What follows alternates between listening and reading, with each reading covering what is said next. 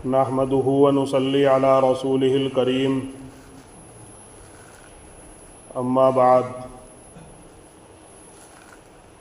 اعوذ بالله من الشيطان الرجيم بسم الله الرحمن الرحيم ليس البر ان تولوا وجوهكم قبل المشرق والمغرب صدق الله العظيم قال النبي صلى الله عليه وسلم خیر الناس من ينفع الناس او کما قال علیہ الصلاۃ والسلام۔ بزرگوں، دوستو،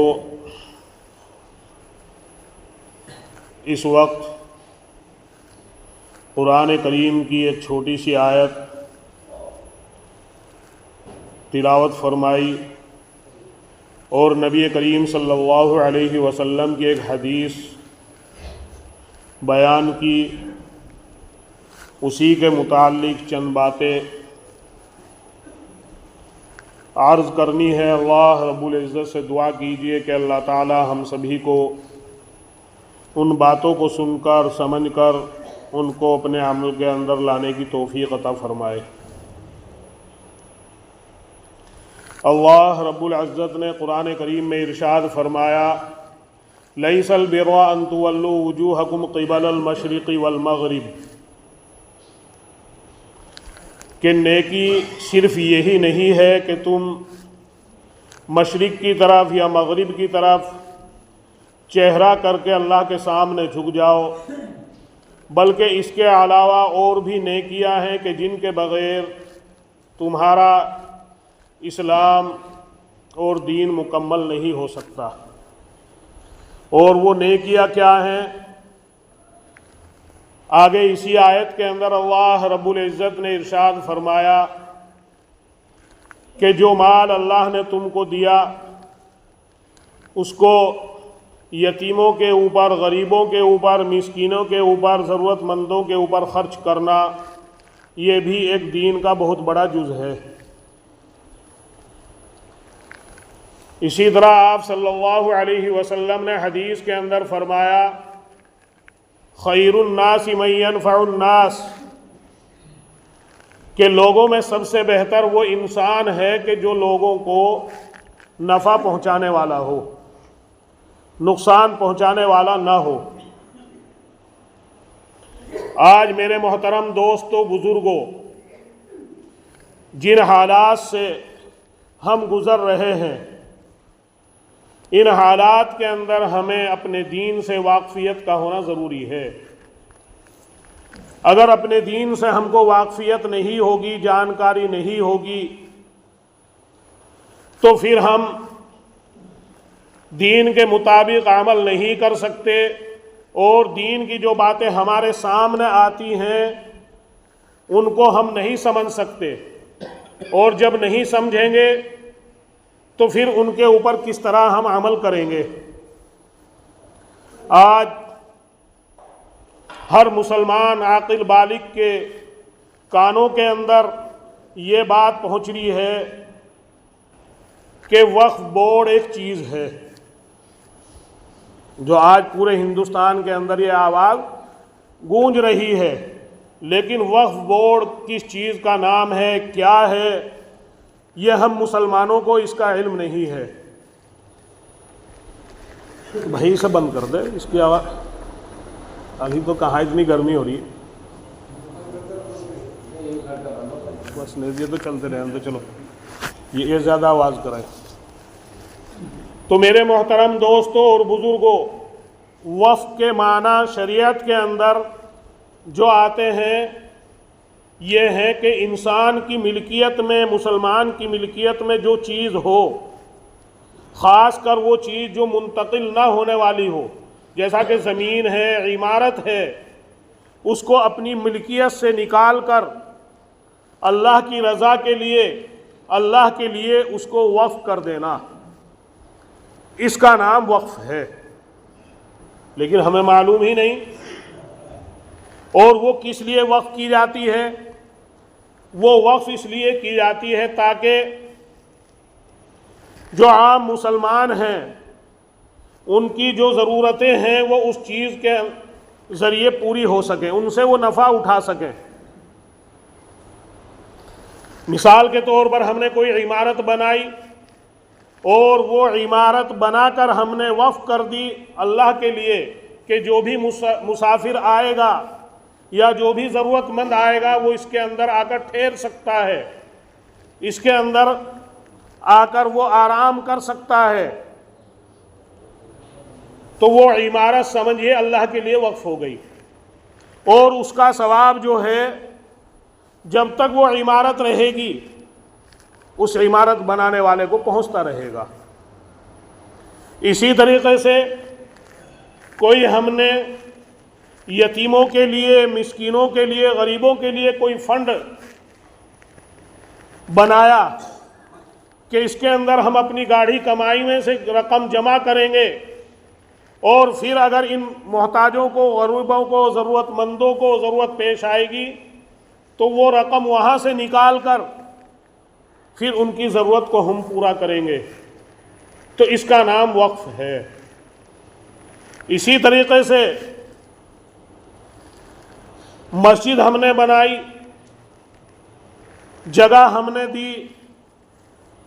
اور پھر وہ ہم نے اللہ کے لیے وقف کر دی کہ جب تک وہ مسجد رہے گی اس وقف کرنے والے کو اس کا ثواب ملتا رہے گا۔ مدرسہ ہم نے بنایا، کہیں خانقاہ ہم نے بنائی، یا قبرستان خرید کر ہم نے دے دیا کہ اس میں مسلمان دفن ہوں گے، اپنی ملکیت سے وہ نکال کر، یعنی اب میں اس کا مالک نہیں بلکہ عام مسلمان اس کے مالک ہیں، اللہ کی رضا کے لیے اس کو دے دیا، تو اس کا نام وقف ہے۔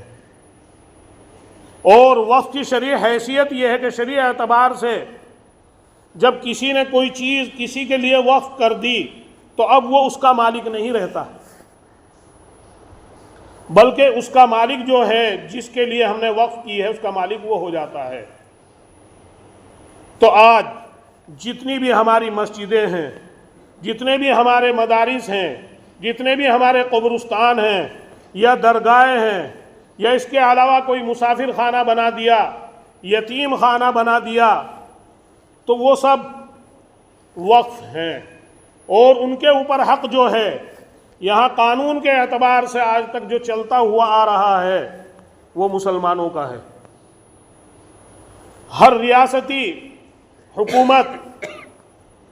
اس وقف بورڈ کے اعتبار سے، اس وقف بورڈ کے اندر ہر مسلک کے لوگوں کو لیا گیا ہے۔ یہی نہیں کہ اس کے اندر دیوبندی ہو، بلکہ دیوبندی بھی اس کے اندر شامل ہیں، بریلوی بھی اس کے اندر شامل ہیں،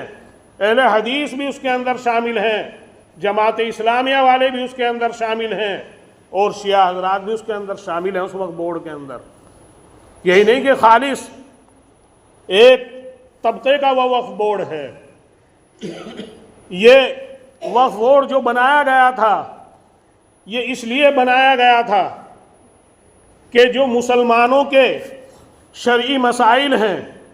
مسلمانوں کے جو شرعی قوانین ہیں، یہ اپنی کتابوں کے اعتبار سے اور اپنی شریعت کے اعتبار سے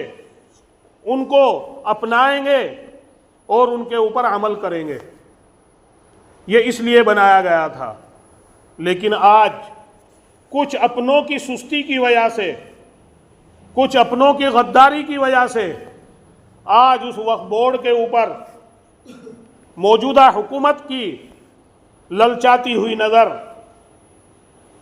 ان کو دیکھ رہی ہیں اور یہ سوچ رہی ہیں کہ اس کو اپنے قبضے میں لے کر اس کو خرد برد کیا جائے اور مسلمانوں کا جو ایک حق ہے اس سے اس کو ختم کیا جائے۔ یہ مطلب ہے وقف بورڈ کا۔ تو میرے محترم دوستوں اور بزرگوں، جو ایک جمعیت علماء نے ایک سچر کمیٹی کے اعتبار سے ایک رپورٹ تیار کی، بہت ہی محتاط طریقے سے، احتیاط کے طریقے سے تیار کی، تو آج 5 لاکھ سے بھی زیادہ وقف کے املاک، وقف کی زمینیں آج ہندوستان کے اندر موجود ہیں، جن کے اوپر جو اب سے پہلے حق چلتا ہوا آ رہا ہے وہ مسلم چیئرمین بنا کر وقف بورڈ کے اعتبار سے مسلمانوں کا چلتا ہوا آ رہا ہے، لیکن اس زمینوں کو ہڑپ کرنے کی آج کی حکومت ایک بل پیش کرنا چاہ رہی ہے کہ اس بل کے اندر جو وقف بورڈ کے اندر پہلے صرف ریاستی حکومتوں کے ذریعے مسلمان ممبران کو بنا کر پھر ایک وقف کا چیئرمین بنایا جاتا تھا، مسلمان بنایا جاتا تھا، اور اسی کے کنٹرول میں پھر اس وقف کی جو املاک زمینیں ہیں وہ اسی کے کنٹرول میں، اگر کرایہ آتا تھا یا اس کی زمین کو اگر فروخت کیا جاتا تھا تو وہ ریاستی حکومت اس کی دیکھ بھال کرتی تھی، لیکن چیئرمین اس کا جو ہوتا تھا مسلمان ہوتا تھا، اسی کے تحت میں وہ تمام کام ہوتے تھے۔ لیکن آج کی حکومت یہ چاہ رہی ہے کہ اس بات کو ختم کر کے وہ ایک ضلع کلکٹریٹ کی ذمہ داری میں اس کو دے دیا جائے اور مسلمانوں کا چیئرمین یا مسلمانوں کا جو حق ہے وہ ختم کر دیا جائے، پھر تو وہ اپنی مرضی سے اس کے اوپر عمل کرے گا۔ تو میرے محترم دوستوں اور بزرگوں، آج ہم یہ نہ سوچیں کہ یہ وقف ابھی سے ہمارے سامنے آیا، بلکہ نبی کریم صلی اللہ علیہ وسلم کی زندگی کو اٹھا کر بھی اگر آپ دیکھیں گے تو یہ وقف کا مسئلہ مسلمانوں کے اندر ایک ایثار اور ہمدردی کا جذبہ نبی کریم صلی اللہ علیہ وسلم نے جو پیدا کیا تھا یہ اسی وقت سے چلتا ہوا آ رہا ہے۔ جس وقت نبی کریم صلی اللہ علیہ وسلم ہجرت کر کے مدینہ منورہ گئے تو وہاں پر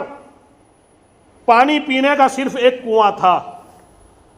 اور وہ کنواں قبضے میں تھا یہودیوں کے۔ میٹھے پانی کا جو کنواں تھا وہ صرف ایک ہی تھا، اور وہ پانی جو دیا کرتا تھا وہ قیمت کے ساتھ دیا کرتا تھا، اور مسلمانوں کے اوپر تو اس وقت غربت کے حالات تھے، کمزوری کے حالات تھے، بہت مشکل تھا، کیونکہ پانی، ہوا، آگ، یہ چیزیں تو ایسی ہیں کہ ہر انسان کو ان کی ضرورت ہوتی ہے، تو بہت مشکل ہو گیا تھا پانی حاصل کرنا۔ تو اس وقت نبی کریم صلی اللہ علیہ وسلم نے اعلان کیا کہ جو مسلمان یہ یہودی سے کنواں خرید کر مسلمانوں کے لیے وقف کرائے گا، یعنی وقف کا مطلب یعنی جو مسلمانوں کو یہ حق دے گا کہ اس سے وہ فائدہ حاصل کریں بغیر قیمت کے اور ہمیشہ ہمیشہ کے لیے فری وہ پانی استعمال کریں، اگر کوئی خرید کر اس کو مسلمانوں کے لیے وقف کرائے گا تو اس کے لیے میں جنت کا ذمہ دار ہوں،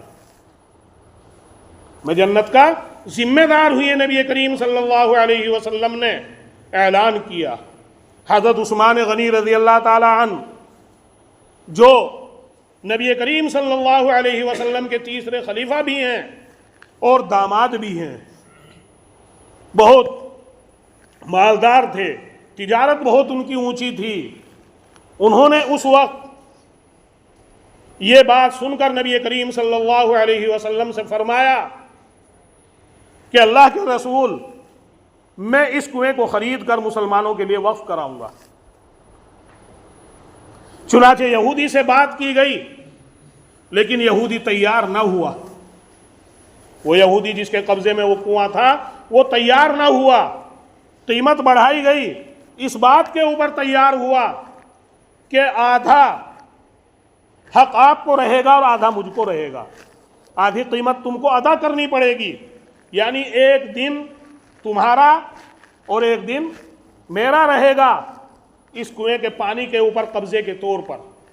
چنانچہ اسی بات کے اوپر حضرت عثمان غنی رضی اللہ تعالی عنہ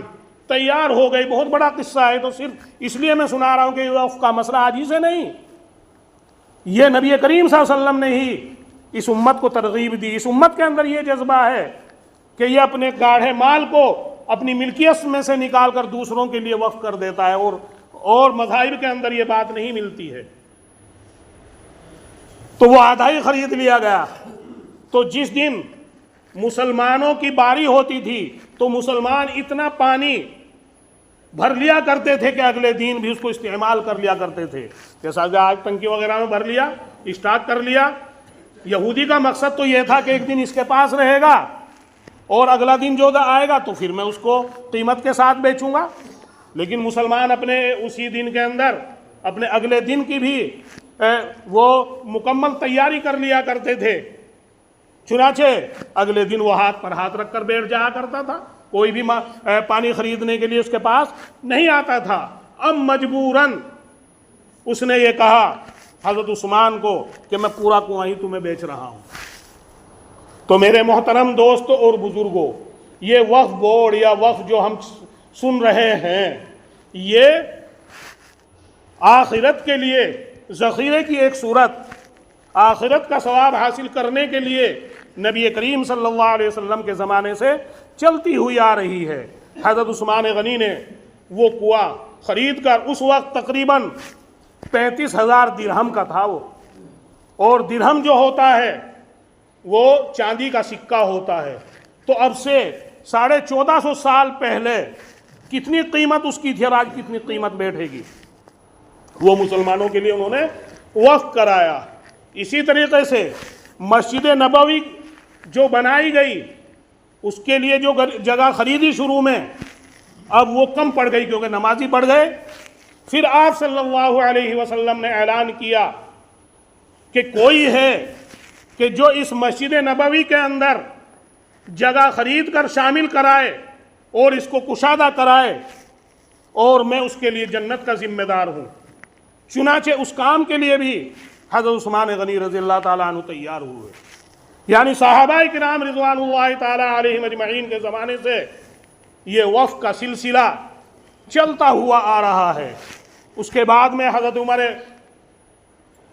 ابن الخطاب رضی اللہ تعالیٰ عنہ، ان کے حصے میں کچھ خیبر کی زمین آئی، خیبر ایک جگہ کا نام ہے، انہوں نے نبی کریم صلی اللہ علیہ وسلم کے سامنے آ کر یہ درخواست کی کہ اللہ کے رسول، یہ جو میرے حصے میں زمین آئی ہے، یہ میں اپنی ملکیت سے نکال کر مسلمانوں کے فائدے کے لیے میں اللہ کے نام پر اس کو وقف کر رہا ہوں، یعنی اس سے جو آمدنی ہوگی، اس آمدنی سے کمزوروں کی دیکھ بھال کی جائے گی، اس آمدنی سے غریبوں کی دیکھ بھال کی جائے گی،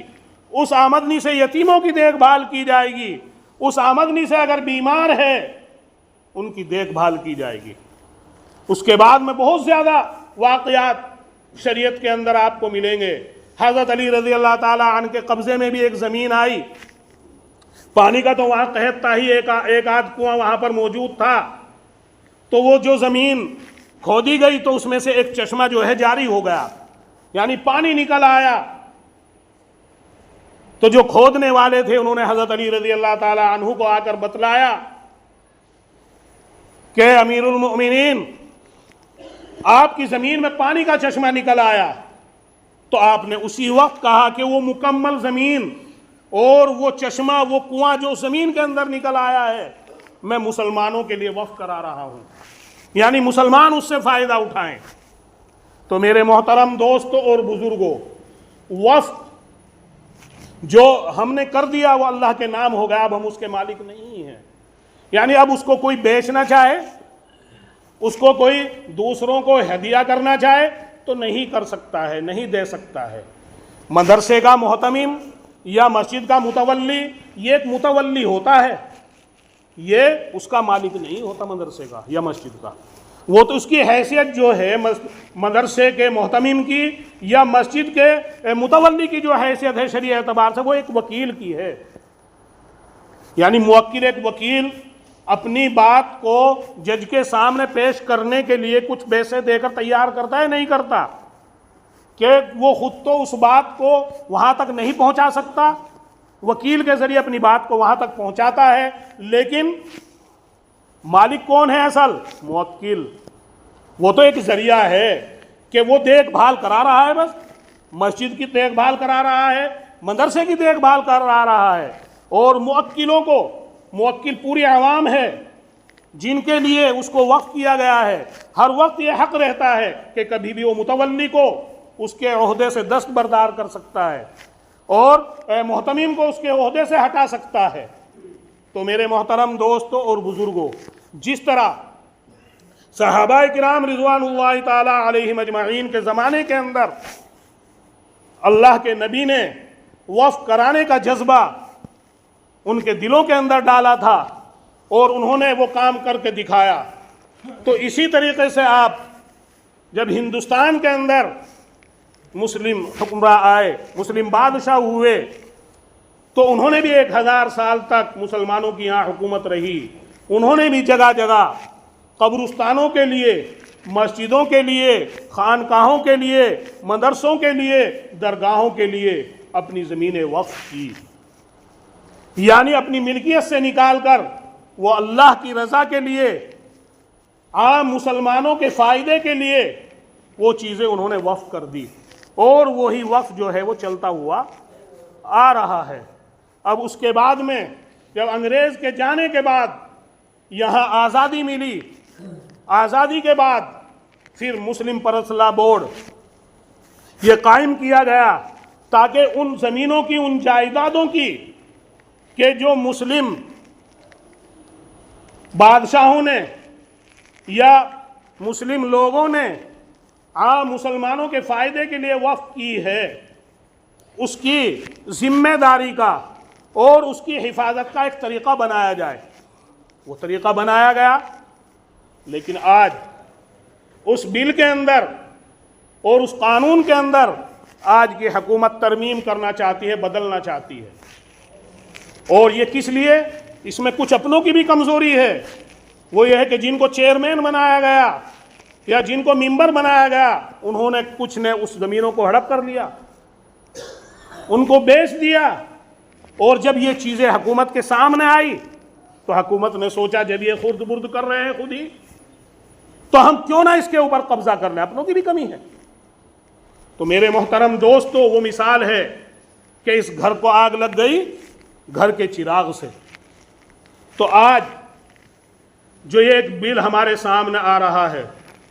वक्फ बोर्ड की शक्ल में, इसके बारे में राय पेश की जा रही है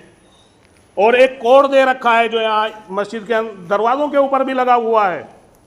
और यहाँ भी लगा हुआ है। उस कोड को अपने मोबाइल के अंदर अपने नाम के साथ फिर GML उसके ऊपर लिखा हुआ आता है। अगर किसी पर नहीं आता तो उसको आज आखिरी दिन है, परसों तरसों भी यहाँ बतलाया गया था, लेकिन आज आखिरी दिन है, सिर्फ 13 तारीख। ये 12 बजे तक, रात के 12 बजे तक का वक्त है कि राय पेश करने का कि इस बिल की तुम मुवाफ़क़त करते हो या मुखालिफत करते हो। तो वो जो कोड दिया गया है, बाल कोड, उसको हम अपने मोबाइल के अंदर जब लेंगे, स्क्रीन के अंदर, तो अपने पते के साथ उसके ऊपर जब क्लिक करके हम भेजेंगे तो हमारी राय पहुंच जाएगी कि हम इस बिल के मुखालिफ हैं, इस बिल के मुवाफिक नहीं हैं। लेकिन इसके अंदर इस बात का ध्यान रखना ज़रूरी है कि अपने पते के साथ, यानी वो जो सिम हमारे पास है,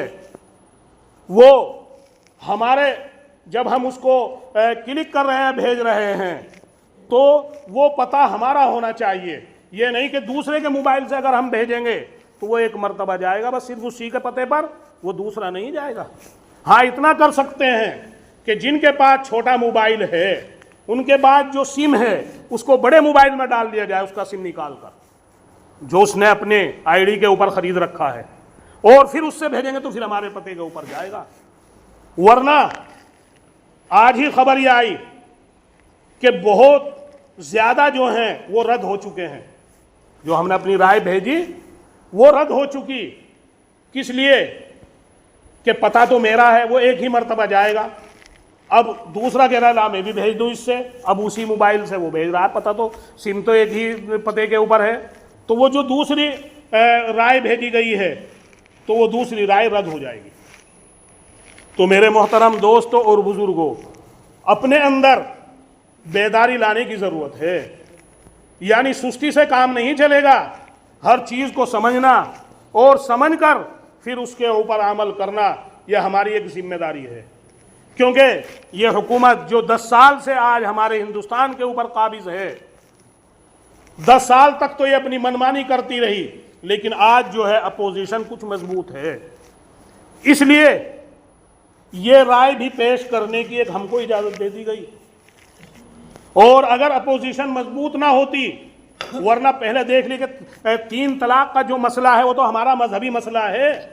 वो तो वक्फ बोर्ड का मसला था, मुस्लिम परसला बोर्ड का मसला था। لیکن اس بل کو راتوں رات لا کر اس کو پاس کر دیا تھا. اس کو بھی اسی طرح کر سکتے تھے، لیکن ہماری ضرورت ہے اس وقت کہ اپنی رائے، جو ہمارے نوجوان ہیں جن کے پاس موبائل ہیں، اگر وہ اپنی رائے اب تک نہیں بھیج سکے تو یہاں اس دروازے کے اوپر بھی وہ کوڑ کا پرچہ، بال کوڑ کا پرچہ لگا ہوا ہے، اس دروازے کے اوپر بھی لگا ہوا ہے، اور یہاں مسجد کے اندر بھی لگا ہوا ہے. اس کو اپنے موبائل کے اندر لیں. اگر کسی کو بھیجنا نہیں آتا ہے، سمجھنے میں نہیں آتا، تو ایک دوسرے سے معلوم کر لیں کہ کس طرح اس کو بھیجا جائے، کیونکہ اس کے اندر پوری درخواست لکھی ہوئی ہے انگریزی کے اندر. انگریزی میں اس کو لائیں اور پھر وہ درخواست جائے گی جب ہم اس کے اوپر کلک کر دیں گے. تو یہ ایک بہت بڑی ذمہ داری آج ہمارے اوپر آئی ہوئی ہے. تو آپ اور سبھی اپنے گھروں کے اندر بھی، یہ نہیں کہ مردوں کے اوپر ہی ہے، آج ہر گھر کے اندر عورتوں کے پاس بھی موبائل موجود ہیں. کچھ ہی گھر ایسے ہیں کہ جہاں نہیں ہے، بڑے بڑے موبائل موجود ہیں، ان کے پاس جو سم ہیں، تو ان کے اوپر بھی اس کوڈ کو داخل کر کے ان کی رائے کو بھیجا جائے، جبھی تو تعداد بڑھے گی. اور اگر اس طرح ہم نہیں کریں گے اور تعداد وہاں کم رہی، تو یہ جو آج ہمارے مدارس یا یہ ہماری مسجدیں یا ہمارے قبرستان یا ہماری خانقاہیں جو ہم کو نظر آ رہی ہیں، یہ جب حکومت کے قبضے میں چلی جائیں گی تو پھر وہ اپنی منمانی کریں گی، اور پھر ہم پچھتاتے رہیں اور کہتے رہیں، اس سے کچھ نہیں بنے گا. آج وقت ہے کہ سنبھل جائیں اور یہ نہ سمجھیں کہ ایک مولوی یا ایک عالم منبر پر بیٹھ کر ایک سیاسی بات کر رہا ہے. یہ سیاسی بات نہیں، یہ دین سے تعلق کی بات ہے، یہ ہمارے جینے مرنے کی بات ہے. کہ اگر ان باتوں کو ہم سمجھ کر اپنے بورڈ کو صحیح قائم نہ رکھ سکے، تو جس طرح انہوں نے 3 طلاق کے مسئلے کو بدل دیا، کل کو یہ نماز پڑھنے کے لیے بھی ہم کو ان کی اجازت لینی پڑے گی. آج تو ہم کھلم کھلا جس وقت آتے ہیں نماز پڑھتے ہیں، جس وقت آتے ہیں نفلیں پڑھ لیتے ہیں، لیکن جب کل کو وہ اپنی کمیٹی بنائیں گے، اس کے اندر وہ لوگ داخل ہوں گے، تو پھر وہ اپنی منمانی کریں گے. تو اس لیے میرے محترم دوست اور بزرگوں، جہاں شریعت کے اندر شریعت کے قانون کے اوپر عمل کرنا ضروری ہے، وہیں سیاست کے اعتبار سے بھی، سیاست بھی ایک دین کا جز ہے. یہ نہ سمجھیں ہم کہ سیاست دین سے الگ ہے، سیاست دین کا جز ہے. یعنی جو ماحول کے اعتبار سے کام چلتا ہے، اس کو شریعت کی روح میں سمجھ کر اس کے اوپر سیاست کے اعتبار سے جواب دینا، یہ ایک ہماری ذمہ داری ہے. انہوں نے جو ایک کمیٹی تشکیل کی ہے، وہ کمیٹی اسی لیے تشکیل کی کہ وہ ہماری مسلمانوں کی رائے پیش معلوم کرنا چاہ رہے ہیں کہ ان کی رائے اس وقف بورڈ کے بارے میں کیا ہے. اور وہ بتلا دیا کہ تقریباً 5 لاکھ کے قریب ایسی بڑی بڑی املاک جائیداد موجود ہیں ہندوستان کے اندر، ہر صوبے کے اندر، کہ جو وقف بورڈ کے تحت میں ہے آج تک، یعنی مسلمانوں کا ان پر حق ہے. اور اگر اس رائے میں ہماری کمی رہ گئی اور ہم مکمل رائے اپنی پیش نہ کر سکے، تو پھر وہ رد و بدل کر دیں گے. تو یہ ایک ہماری ذمہ داری ہے. تو اللہ رب العزت سے دعا ہے کہ اللہ تعالی ہم سبھی کو جو باتیں ہم نے سنی ان کے اوپر عمل کرنے کی توفیق عطا فرمائے، اور اپنی مسجدوں کو آباد کرنے کی توفیق عطا فرمائے. آج یہ حالات جو آ رہے ہیں، مسجدیں تو ہم نے بہت بنا دی، مدرسے بھی ہم نے بہت بنا دیے. مقصد کیا تھا مسجدوں کے بنانے کا؟ کہ ہم اپنی عبادت کریں. اللہ جو ہم سے روٹھا ہوا ہے، جو ناراض ہے، اس کو ہم منائیں.